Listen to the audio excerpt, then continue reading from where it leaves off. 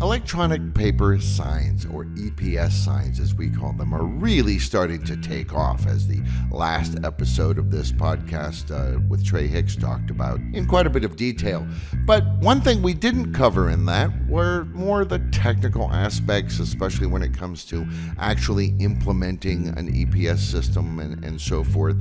And so I'm going to talk today with Brandon Glassmaker. He is an application support analyst for Visix, and he knows a lot of the ins and outs about these ePaper signs and how they work kind of under the hood, if you will. Information I myself know pretty much next to nothing about. So thanks for coming on, Brandon. Yeah, no problem, Derek. How's it going today? Marvelous. I'd like to thank Brandon for talking to me today, and of course everybody out there for listening to this episode of Digital Signage Done Right. I remind you that you can subscribe and share and all that stuff, and you can follow along with a transcript on the Visix website. Whether you're using digital signage or not, our podcast gives you practical tips for communications and content to better engage your audience. I'm Derek DeWitt. Welcome to Digital Signage Done Right. Okay, Brandon, so we've already talked on here about many of the reasons for getting a bunch of EPS signs and sticking them up in your place.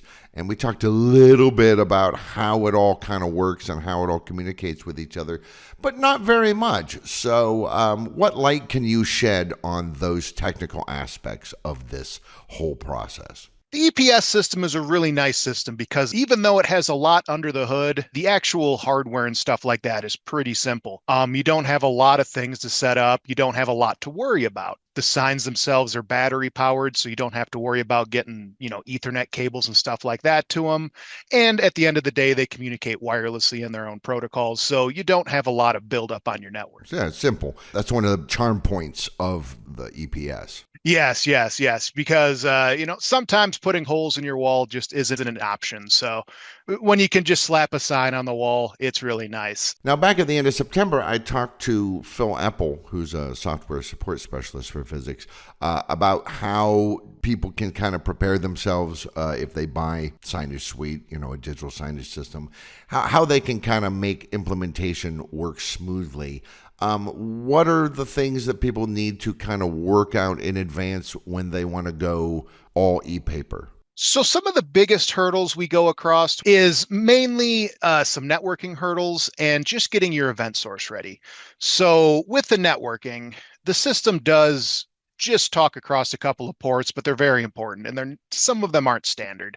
So we really need to get that settled before we can get anything going, just because the one thing that does talk on the network, the communicators, they do have certain rules that they have to follow and certain things they need to reach over your network. And if that can't happen, then they just don't get online. And that is usually the biggest hurdle, is just networking, the general understanding of that. Other than that, the event source is the next most important thing, because that's where all the information comes from. And we just need to have a good source for that set up. And we have our software that of course grabs all that information for you, but we do need to have the back end set up so we can access that. Right. I assume that for someone who's like an IT person, this would all be pretty obvious stuff. But sometimes IT might buy the system and yet not be involved in this stage of things, and somebody who doesn't really know what to do. I mean, is there a way for someone who isn't part of IT to do all of this stuff, or do they really need to get their IT specialists involved in this stage of things?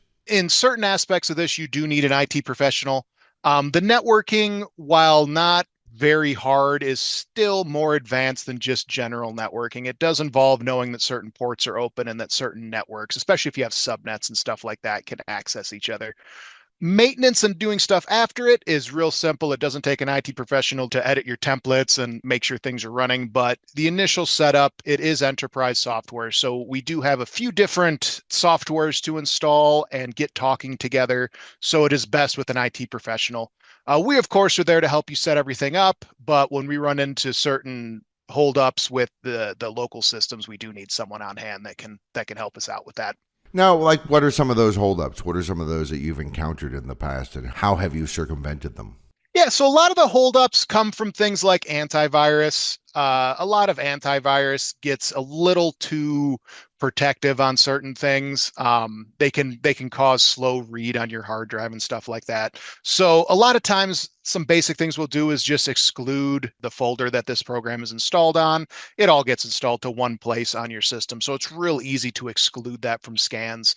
GPOs are another thing that kind of get in our way sometime, and that's just because, again, a lot of these are set up for like your desktop environments, and when you get them on a server environment, they don't work as well. So a lot of it is reacting to the environment we're working with and working around the setups that are already in place to get things going. Is there any difference between, say, a small deployment of, I don't know, let's just say 10 signs, 15 signs, as opposed to a really large one like 150 or 200?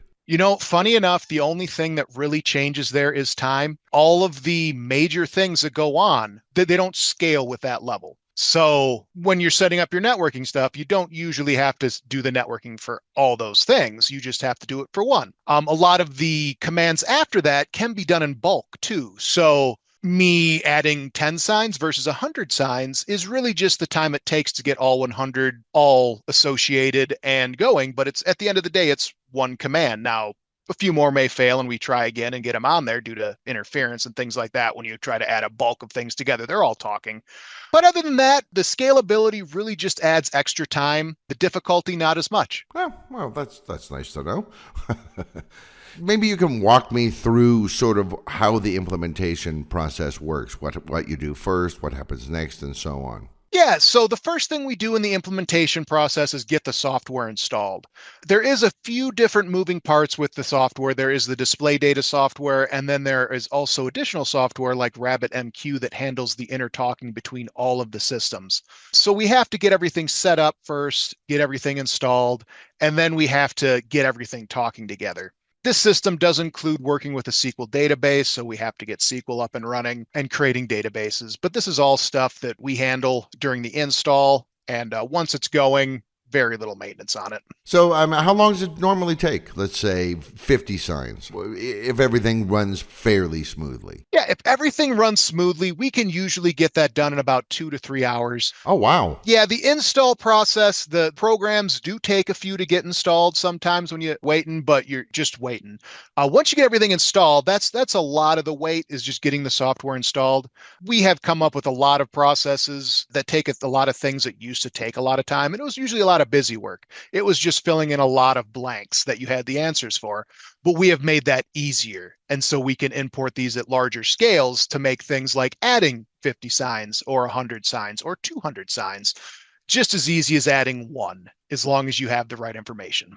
Right, and this kind of bulk import sort of feature, this is part of our software. It is part of our software, and we have built into it recently. So we have that in both our software and in the display data software, easy ways to import bulk information. There's no difference in implementing, say, just regular old e-ink, ePaper signs that are just the gray background or the kind of brownish gray background and then the black ink, as opposed to those that also incorporate color e-inks like red and as we're about to come out with, ones that also have yellow. Which can all be combined for a much wider color palette.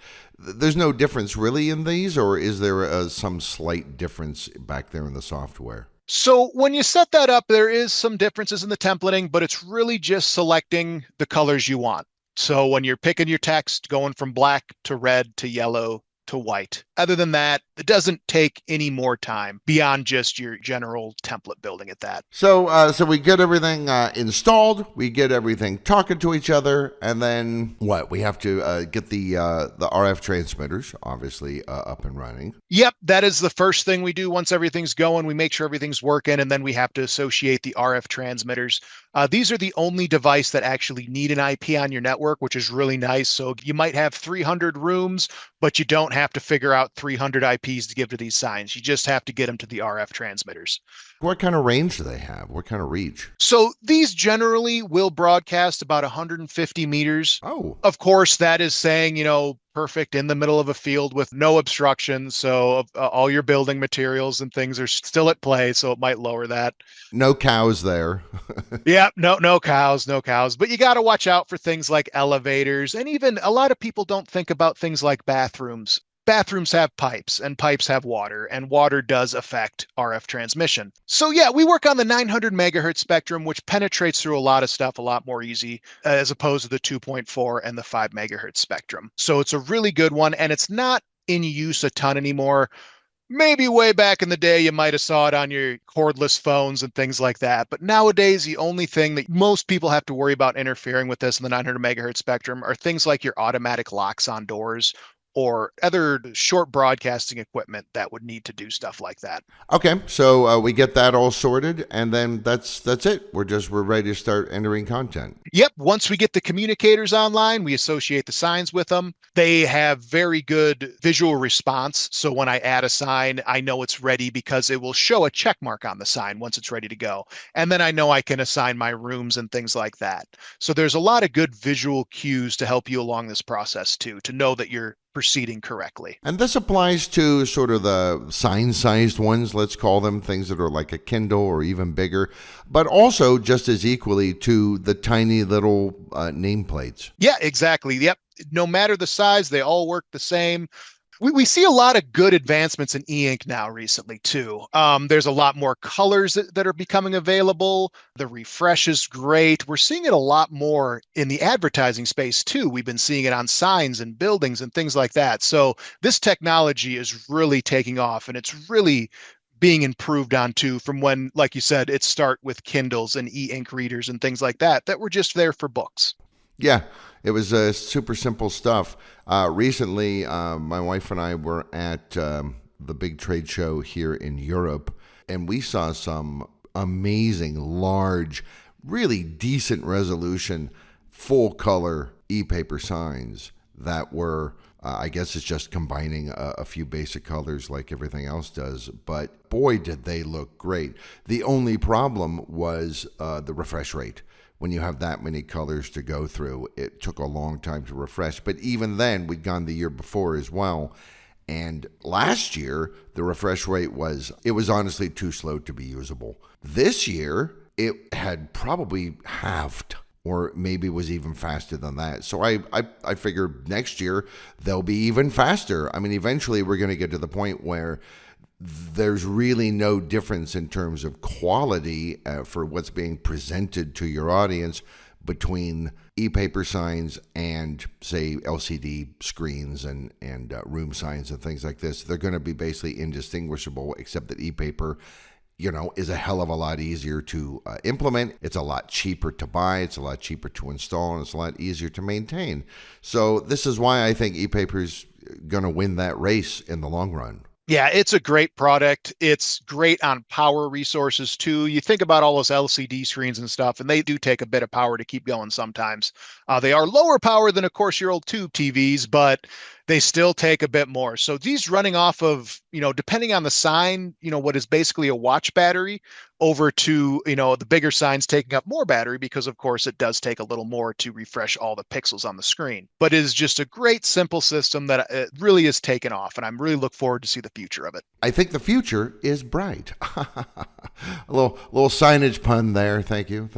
The biggest key point is like how easy this is to slap on a wall. Like that is in my opinion, the biggest selling point on this is I don't have to run drops and cables and keep track all that stuff. One of the big selling points for this technology, which is really being adapted more and more by more and more companies and organizations, is that it is much more affordable, both in the short term and in the long run, and it's just super, super easy. Like you'd said, you don't have to do anything. You just stick it on a wall, get these couple of things going. You don't have to worry about cable drops. You don't have to worry about any of this. As long as the actual sign itself, no matter how big or small it is within reach of the RF transmitter it's associated with, I can kind of move it wherever I like, right? Yeah, yeah. As long as you're within reach of the RF transmitters, these signs can be freely moved. The RF transmitters themselves can also be moved as long as they're still on your network. It's not that bad. Moving these things is real easy. What if I wanted to move sign A from this one location to another location that's being covered by a different communicator?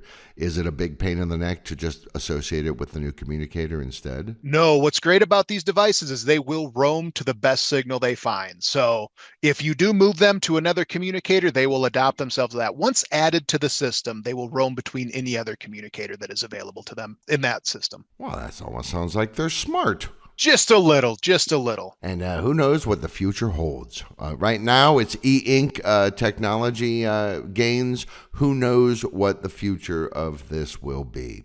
Well, it's all pretty interesting stuff, and the truth of the matter is, after having now multiple conversations about ePaper, I'm kind of also on Team ePaper. I kind of think anybody out there, you should be using this stuff. I mean, no, you probably don't want to do a video wall out of it yet, but even that day is coming, and it's probably coming faster than we think. E-ink is honestly the future, unless some brand new out of left field technology shows up and makes it obsolete. Yeah, the e-ink system is great. Again, you can't beat the power consumption and the portability of it. So unless something can come around and beat that too, it is an excellent product. Maybe something that beams the digital signage messages directly into your brain. Someday.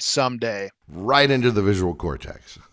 So there you have it. It's a short episode because the fact of the matter is there's just not that much stuff to have to worry about when it comes to ePaper. It is simplicity itself.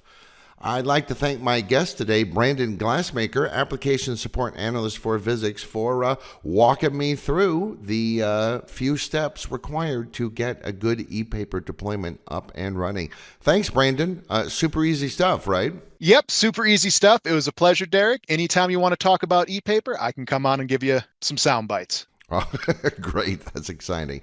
And again, I remind everybody out there that there is a transcript on the Visix website of the conversation that we just had. For more free stuff, head to resources on Visix.com for guides, videos, and more to help with your visual communications.